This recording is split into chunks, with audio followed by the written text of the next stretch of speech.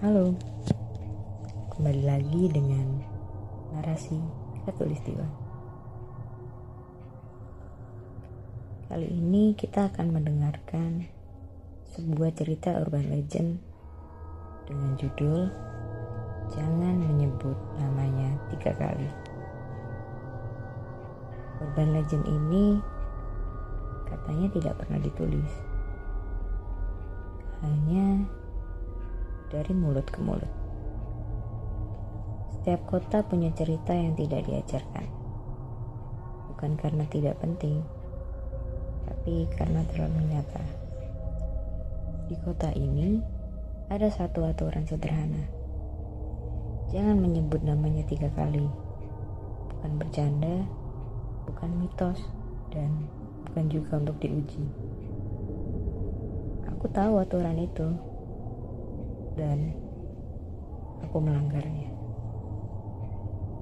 Lorong itu tidak ada di Google Maps, padahal semua orang di kota ini tahu.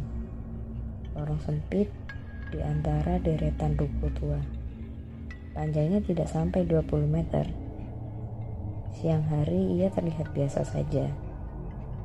Di malam hari tidak ada yang berani lewat di sana. Namanya tidak pernah ditulis. Orang-orang hanya menyebutnya lorong ketiga. Aku tertarik justru karena itu. Kalau lewat sana malam-malam, aku menunggu cerita itu. Cerita Pak Darto selalu berhenti di kalimat itu. Kenapa? Ia menatapku lama. Karena yang lewat biasanya tidak selesai. Tidak selesai? Apanya? Langkahnya? Hidupnya? Atau ceritanya? Tidak ada yang mau menjelaskan. Malam itu, aku berdiri di ujung lorong. Udara lebih dingin, bau besi karat dan tanah basah menusuk hidung. Ada tulisan kapur di dinding. Jangan menyebut namanya.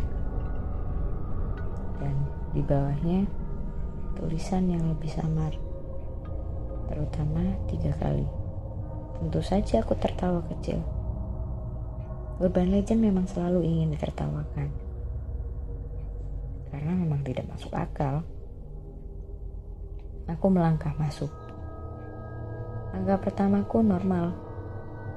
Langkah kedua, gema kakiku terdengar lebih banyak. Seolah ada langkah lain yang mengikuti. Aku berhenti, langkah itu berhenti juga. Lalu aku menelan lidah.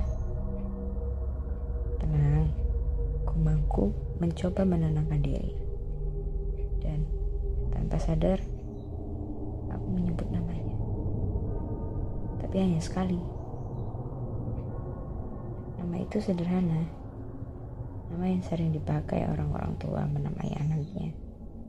Sari. Ya, Sari adalah nama yang tidak boleh diucapkan. Konon, Sari adalah anak perempuan yang hilang di lorong ini puluhan tahun lalu. Mayatnya tidak pernah ditemukan. Tangisnya katanya masih tinggal. Aku menghembuskan napas. Ini cuma cerita, kataku. Lalu aku menyebutnya lagi. 2 kali. Aku merasakan sesuatu menyentuh bahuku. Dingin, basah, bukan tangan manusia. Aku tidak berani menoleh. Dari belakang, ada suara anak kecil berbisik. Kak, kamu manggil aku ya? Aku ingin lari. Kakiku tidak bergerak. Jangan sekarang. Gumamku panik. Dan karena takut, aku tidak sengaja menyebut namanya lagi. 3 kali. Lorong itu berubah. Dinding mendekat, lampu tiba-tiba mati. Di depanku berdiri seorang anak perempuan. Rambutnya panjang, kusut, matanya Tidak ada. Hanya lubang hitam menganga.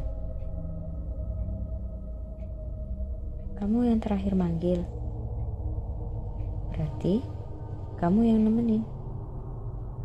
Aku berteriak, tapi suaraku tidak keluar. Anak itu mendekat.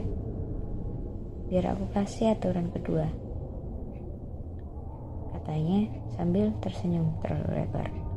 Kalau sudah lihat aku, ia mendekat ke telingaku. Kamu tidak boleh pulang sendiri. Aku tidak ingat bagaimana aku keluar dari lorong. Aku hanya sadar, aku duduk di pinggir jalan gemetar. Ada Pak Darto di depanku. Dia bertanya, kamu nyebut namanya ya? Aku mengangguk.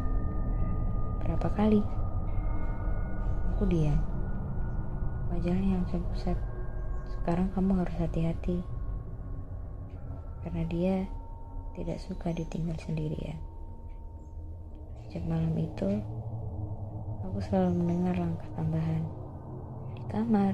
Di kamar mandi, di jalan. Kalau aku berhenti, langkah itu juga ikut berhenti. Padahal kalau aku menoleh tidak ada siapa-siapa. Kecuali kadang terdengar suara kecil berbisik, "Kak, tunggu aku." 3 hari lalu, tetanggaku hilang. Orang bilang, terakhir dia terlihat jalan di lorong ketiga. Sendirian.